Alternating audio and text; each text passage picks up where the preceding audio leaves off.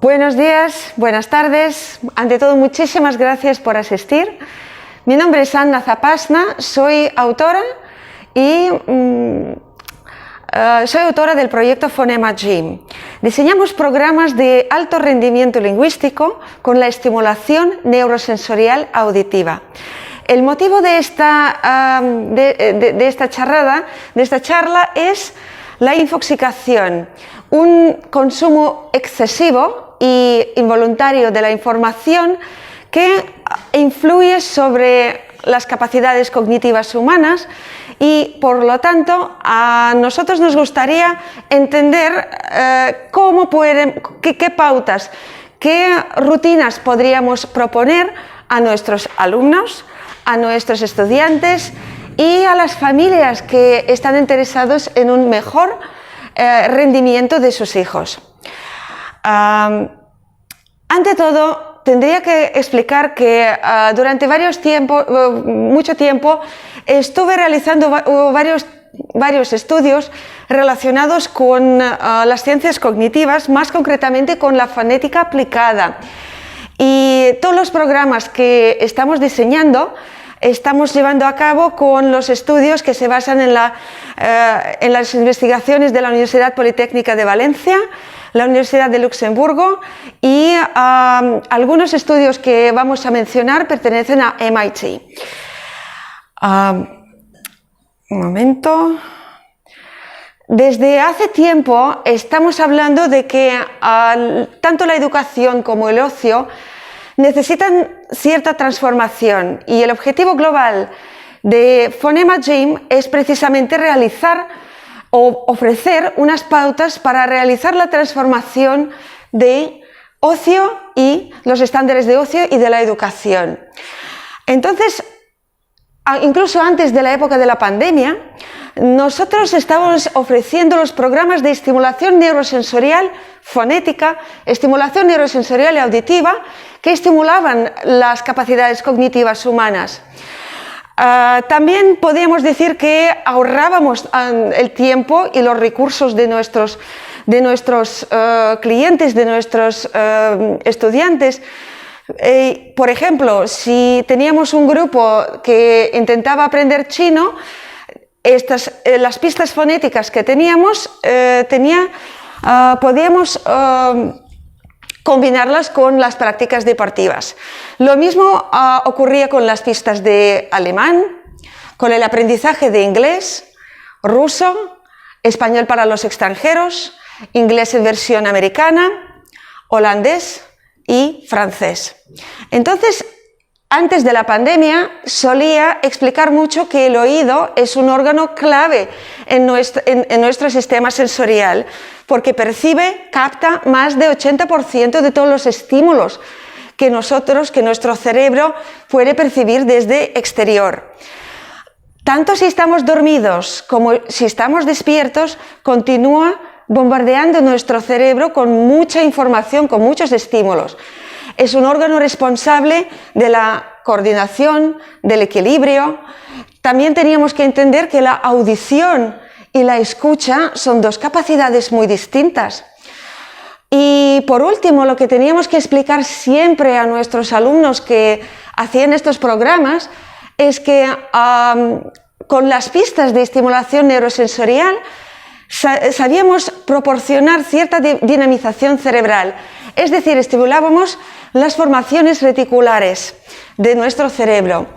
Uno de los mayores hallazgos y mayores herramientas que teníamos es un filtro que podía estimular el cerebro por medio de nuestra propia voz. También hablábamos mucho del ruido urbano, de lo nocivo que es para nuestras capacidades cognitivas, pero luego vino la época que a todos nosotros ha dejado su marca, su huella, y todos tuvimos que hacer nuestra pausa. Estuve pensando bastante tiempo y básicamente la gran pregunta que hice es cómo la estimulación neurosensorial y auditiva puede ayudar a este nuevo mundo, y me di cuenta que por las pautas que les voy a explicar, realmente es que puede ejercer un papel clave, porque puede defender las capacidades cognitivas humanas contra la infoxicación, contra este nuevo fenómeno del consumo excesivo e involuntario de la información. Entonces, básicamente, quisiera contestar 3 preguntas. ¿Por qué estudiar? ¿Por qué comunicar? ¿Y por qué pensar a partir de ahora puede costar más? ¿Qué pautas, qué retos representa la nueva época? ¿Y qué rutinas podríamos inventar para que nuevos tiempos, nueva normalidad nos permita crecer y aprender de la manera más eficaz posible? Y es que las nuevas tecnologías nos han traído bastantes beneficios. Sin embargo, puede que pasen muchas facturas. Y para entender por qué esto es así, quisiera que nos volvamos en la época de hace unos 40.000 años, cuando todavía la especie de Homo sapiens tenía que aguantar cierta competencia con otros homos que poblaban el planeta. Más o menos a esta época, o 40 o 50.000 años atrás, los Homo sapiens obtienen una herramienta muy compleja, algo que, según muchos antropólogos, nos permitió ganar una carrera evolucional contra muchos otros que competían por esta carrera. Me refiero precisamente al idioma humano, tal y como lo venimos heredado, tal y como nos viene heredado desde hace esta época, tal y como complejo lo es. ¿Y qué tiene que ver con la infoxicación? Me pueden preguntar. Pues desde aquel momento la información siempre ha sido algo muy buscado. Básicamente tenemos como tres instintos básicos que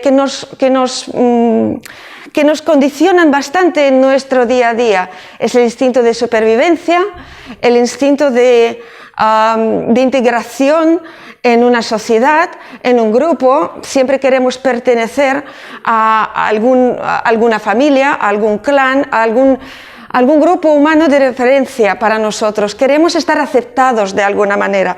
Y por último, en la edad de adolescencia se despierta el tercer instinto, el instinto de pasar nuestro genoma hacia el futuro. Tanto en el primer instinto de supervivencia como en el instinto de socialización, integración jerárquica, como en el instinto de la reproducción genética, nosotros tenemos que compartir la información y la herramienta más compleja que tenemos es la lengua, es el idioma. Entonces, como la información siempre ha sido muy buscada, por un lado, y por el otro, no tenemos ningún freno natural dentro de nuestras capacidades cognitivas para frenar este consumo. Este es el reto máximo que tenemos a día de hoy. Voy a hacerles una pregunta acerca de las lenguas que estadísticamente queremos o tenemos ambición o pretendemos aprender más. Por ejemplo, el inglés o el chino mandarín ahora o alemán. ¿Cuántas palabras, cuántos vocablos pueden tener registradas a día de hoy? ¿Qué les parece?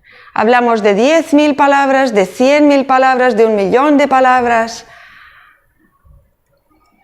10.000. Bueno, ¿sí? Para funcionar, ¿o qué difería? No, me refería a toda la globalidad de la lengua, tal y como está registrada a día de hoy.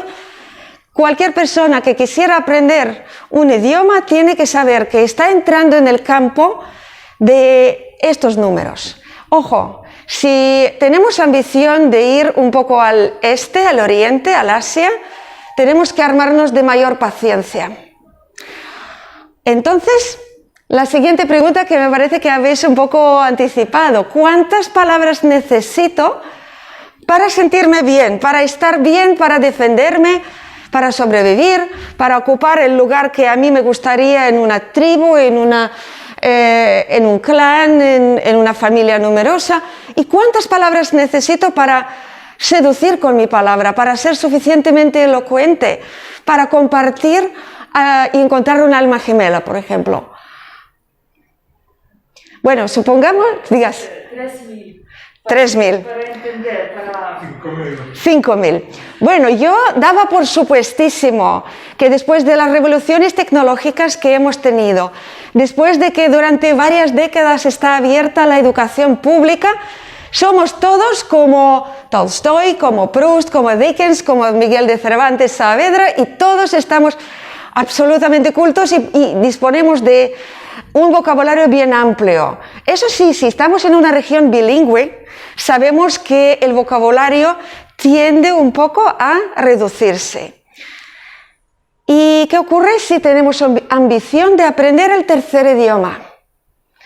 Evidentemente, nuestra capacidad de memoria para memorizar, para aprender, para utilizar correctamente las palabras puede que varíe un poco, ligeramente. Entonces, la pregunta retórica que quisiera hacer, ¿qué vamos a hacer con aquellas 100.000 palabras? ¿Las necesitamos? Tal vez hay que recortarlas, hay que sacarlas de encima, es un peso. El caso es que aquella libertad de expresión, aquella libertad de palabra que todos aspiramos tener, que todos queremos defender en nuestro día a día, que tanto valoramos, la verdadera libertad de expresión que se queda otorgada al ser humano por tener esta herramienta tan grande como lo es su idioma, yace, se esconde precisamente en aquellas 100.000 palabras en cada idioma que queremos aprender. Es decir, la imagen del mundo tan complejo como lo queremos ver, con sus enormes oportunidades, futuros, alternativas, está allí. Con lo cual, siempre recuerdo las palabras del filósofo casi más importante del siglo XX, porque gracias a él prácticamente tenemos la inteligencia artificial que aprendió tan rápido las lenguas. Y la afirmación con la que se acaba el tratado lógico-filosofal es que los límites de tu lengua serán los límites de tu mundo. Otro grande del tema es Noam Chomsky, que en su día explicó por qué aprender el idioma es capaz cualquier persona, cualquier ser humano si realmente utiliza sus ventanas de oportunidad neuroplástica. Y la idea que él sostuvo y la idea que él defendía durante tiempo era que el idioma es el sistema más complicado, más sofisticado que nuestro cerebro es capaz de gestionar. ¿Y por qué esto es así? Porque desde nuestro nacimiento, a través del idioma, nosotros tenemos que crear la presunta imagen del yo. Conócete a tú mismo. ¿Sí? Esto ocurre cuando un niño está adquiriendo su primer lenguaje. Segundo papel del idioma es crear el modelo de la realidad que lo rodea, es decir, dar nombres a todos los objetos que me rodean, entender dónde estoy, y esto es el primer, tal vez muy simplificado modelo de la realidad que poco a poco irá complicándose. Pero el reto de verdad en este sistema es la comunicación, porque por medio de la comunicación nosotros tenemos que satisfacer 3 instintos básicos que tenemos. Comunicar suficientemente bien como para sobrevivir, como para convencer que ocupamos y merecemos nuestro lugar en la tribu, y cuando toque el tiempo, cuando llegue el momento, también poder explicarnos bien, poder compartir nuestro amor por este mundo. Con lo cual la comunicación, disculpen, siempre ha sido realmente muy compleja, pero el idioma de por sí, como un sistema emergente, como un sistema muy complejo, es tan complicado que a día de hoy no hay manera de comprender toda la complejidad de este fenómeno. Al igual que no podemos entender el cambio climático o algunos fenómenos de la economía mundial que nos dan colapsos imprevistos, pues la comunicación siempre ha sido un reto verdadero, algo muy complicado para todos y cada uno de nosotros, tanto a nivel familiar como a nivel social. Entonces, siempre, para cada uno de nosotros, puede que llegue el momento cuando nosotros sentimos bloqueados. Y de hecho, aquí conviene un poco mencionar el tema de control de emociones. Sabemos que las emociones que necesitan controlarse básicamente son las negativas, son las primeras que vienen. De hecho, la emoción más básica que experimentamos es la primera que nos viene, es el miedo. Curiosamente es un fenómeno bastante bien estudiado a día de hoy porque tiene 3 niveles: el muscular, el respiratorio y el cognitivo.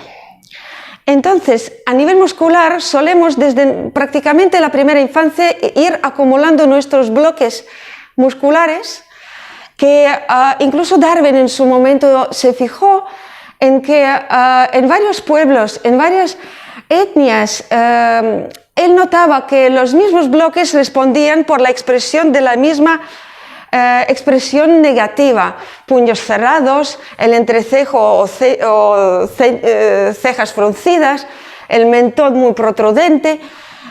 Entonces a esto corresponde un patrón de respiración muy característico que también deja tensar todo el cuerpo, y solo después tenemos lo que es el tema de la emoción cognitiva, ¿sí? Nivel cognitivo. ¿Qué tiene que ver todo esto con la infoxicación? Pues sabemos que el consumo de la información nos provoca realmente este tipo de emociones si es excesivo. El caso es que vivimos hoy en día la época de pseudo-expansión del conocimiento. No voy a parar mucho en cómo se ve la memoria, de lo deteriorada que se ve hoy en día, sino tal vez les va a interesar más lo que es la toma de decisiones, porque sabemos cuando nosotros intentamos realizar alguna reserva pequeña en el internet y vemos este típico botón parpadeando: 3 personas más están considerando ahora esta oferta. Entonces sabemos que las zonas de corteza prefrontal ni se activan en este momento, porque la opinión de un experto está disponible. El problema de la infoxicación consiste en que, al igual que el problema de calorías, que no tenemos un freno natural que nos impida continuar consumiendo las calorías. Lo mismo ocurre con la información. Y es que el cerebro que tenemos, que nos llegó por la evolución, realmente es fantástico, es muy bueno para la sobrevivencia que tenemos preparada por la naturaleza. Te permite sobrevivir, te permite acordar tu existencia en una sociedad, y te permite crear una familia dentro de una cultura y un idioma. Lo que ocurre es que siempre el ser humano ha querido llegar a más. Y en este sentido me ha llamado mucho la atención un dato, que el grosor de la corteza cerebral, del córtex, que es el último avance de la evolución, es tan solo de 2 a 4 milímetros. Y la superficie son unos 20 centímetros cuadrados. Con esta herramienta pretendemos ser la especie interplanetaria, pero en sí se compara con una servilleta en un restaurante. Entonces, ¿realmente somos tan sin límite como nos parece? En los años 90, un profesor de la Universidad de Colorado, de origen alemán, Thomas Landauer, se preocupó por expresar en términos informáticos lo que es el potencial de la memoria humana. En aquel entonces ya sabían que nuestro cerebro, en la fase adulta, madura, ya contiene 87 billones de neuronas. Pero durante 5 años, creo, sus investigadores que estaban trabajando para su equipo, igual que él, se negaban a creer en los resultados que llegaban a obtener tras haber utilizado varias metodologías. Los conocimientos de una persona durante 70 años de una vida cognitivamente sana equivalen a 1 gigabyte de información. Entonces, si vamos a ver esto, yo apostaría lo que queráis. pero estoy segurísima que vienen con unos dispositivos que tienen más potencia que lo que llevamos todos en la cabeza. Sin embargo, para algunos de nosotros, este potencial ha ido muy bien. Y además, existe una serie de personas que realmente han podido hacer algo por encima de la media. Entonces, ¿dónde está el problema?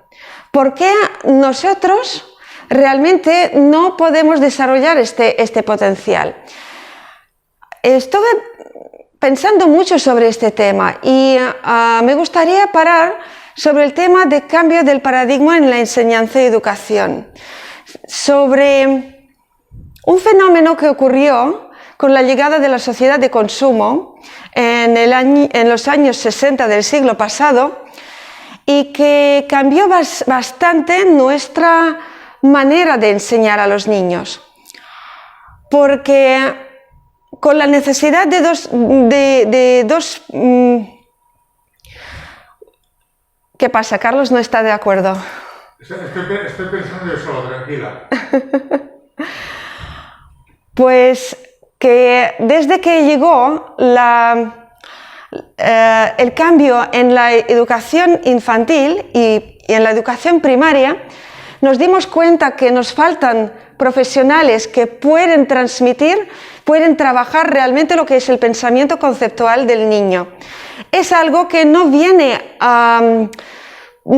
por añadidura en la infancia, no es tan natural y tiene que estar muy bien trabajado para poder estar aprovechado más adelante. Entonces, con ciertas metodologías, con cierto rigor, sí se consigue, pero a día de hoy se sabe que solo 20% de las personas adultas sí pueden afirmar que tienen el pensamiento conceptual bien arraigado. Curiosamente, si aprendemos menos textos de memoria, si hacemos menos deberes en asignaturas como son las ciencias o las matemáticas, si no aplicamos las metodologías de aprendizaje analítico de las lenguas, si hacemos menos exámenes y evaluaciones a nuestros hijos, es que el pensamiento conceptual puede que no llegue. Entonces, ¿por qué estudiar ahora es más complicado? Precisamente porque tenemos el cerebro, aquel fantástico cerebro que nos llega para cumplir con nuestros 3 instintos básicos, pero a día de hoy, aparte de las metodologías que no desarrollan el pensamiento conceptual, nos han llegado los nuevos medios de comunicación, con sus estándares que absolutamente no cuadran con el gran potencial de las lenguas que queremos aprender y tenemos que aprender si queremos tener algunas variedades en futuro.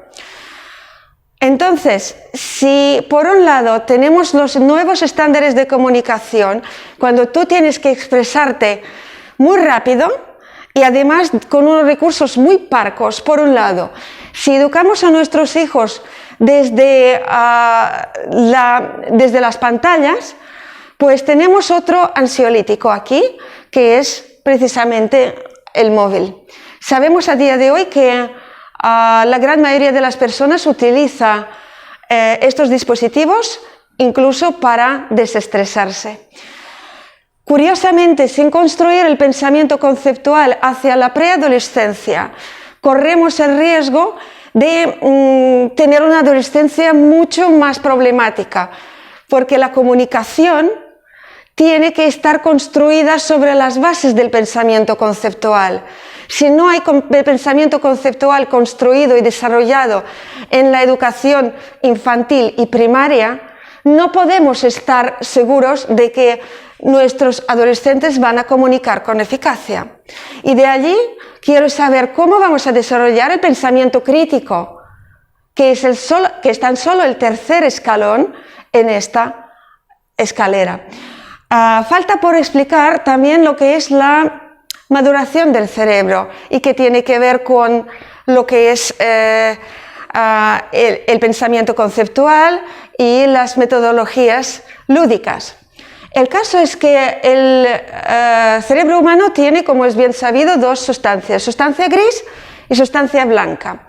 Pues la sustancia blanca son aquellas células gliales que resulta que están haciendo un trabajo de envolver las conexiones neuronales y de esta manera hacen una red muchísimo más amplia y de más calidad.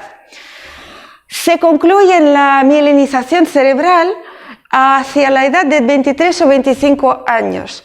Esto significa que el cerebro a partir de ahora es maduro, que a su vez representa que esta persona realmente puede tomar decisiones, tiene visión distal para entender las consecuencias de las mismas y puede entender qué va a hacer en el futuro. Hasta este momento, las afirmaciones como mi hijo es negado para las lenguas, por lo tanto no le voy a enseñar, o mi hija no puede aprender matemáticas porque no le tiran, entre comillas, no tienen mucho sentido. Realmente tenemos que formar los cerebros de nuestros hijos a través de mucho rigor, de mucha paciencia y de muchos programas que lo pueden hacer. Y cuando estuve pensando por qué aprender ahora es más complicado que antes, me di con otro sesgo cognitivo. Es el efecto posesión o efecto dotación. Si nos fijamos en esta foto del mono, veremos que tiene perfectamente integrado en su mapa corporal aquel pequeño palito. Sabe perfectamente qué puede y qué no puede hacer con este palo, si puede hacer un daño con este palo o no. Lo que ocurre cuando nosotros cogemos un móvil e intentamos consultarlo es prácticamente lo mismo. Todo el abismo del conocimiento humano que puedes consultar a través de este dispositivo nos parece integrado ya por defecto está a nuestro alcance, lo que evidentemente es muy falacio, porque sabemos que las redes neuronales que procesan la información aprendida, es decir, conocimiento, son muchísimo más amplias que aquellas que responden por el consumo. De hecho, las redes que responden por el consumo de información están en antagonismo con aquellas redes que definen la calidad del procesamiento posterior. Y en este sentido, pues nosotros tenemos que saber que sin freno consciente en este proceso no podemos parar. Sabemos que cualquier centro educativo que permite el acceso de sus alumnos con los teléfonos, con los relojes inteligentes, ya de por sí reduce sus probabilidades para obtener buenos resultados de aprendizaje. Y es que el aprendizaje humano es profundamente social. Tal vez por eso no hemos tenido tan buen éxito en aprendizaje en línea de los últimos experimentos o de los últimos trimestres que nos ha tocado vivir. Quisiera contarles un poco sobre las redes neuronales que fueron descubiertas por pura casualidad. En castellano se llaman las redes neuronales por defecto, son las más amplias que tiene el cerebro humano. De hecho, los tenemos, parece, heredados de otros simios sociales, de altos primates sociales. En este caso quisiera contarles cómo al final pues, fueron descubiertos. Hubo un experimento en los Estados Unidos cuando decidieron que tienen que ver la actividad neuronal de unos estudiantes de una universidad que tenían que resolver unos cálculos matemáticos. Y algún becario simplemente olvidó de apagar los equipos a la hora de un break. Y entonces los investigadores se dieron cuenta que cuando no hacemos absolutamente nada, cuando no estamos realizando ninguna actividad intelectual, sí que tenemos estas redes inflamantes, tenemos tan activas. Empezaron a preguntar en qué estaban pensando estas personas del grupo del control y se dieron cuenta que no estaban pensados en nada en particular. en una cuñada, en un novio, en vecina, en algún plan del fin de semana. Empezaron a investigar y se dieron cuenta que son redes que responden por nuestra socialización, por nuestra integración. A partir de allí, no sé si conocen su número Dunbar, porque cada persona tiene su índice Dunbar.